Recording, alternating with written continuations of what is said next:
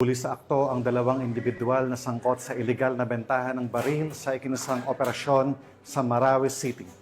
Ang nasabing operasyon ay bahagi ng pinaigting na kampanya ng Philippine National Police laban sa paglaganap ng loose firearms na maaaring magamit sa karahasan at terorismo, lalo na sa mga lugar na may kasaysayan ng kaguluhan.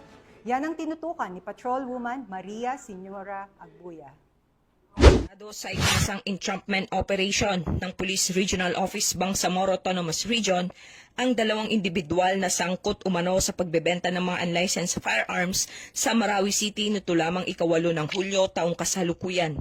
Kinilala ang mga sospek na sina alias Mamor, 36 at alias Sarip, 34, driver na kapwa taga Lanao del Sur.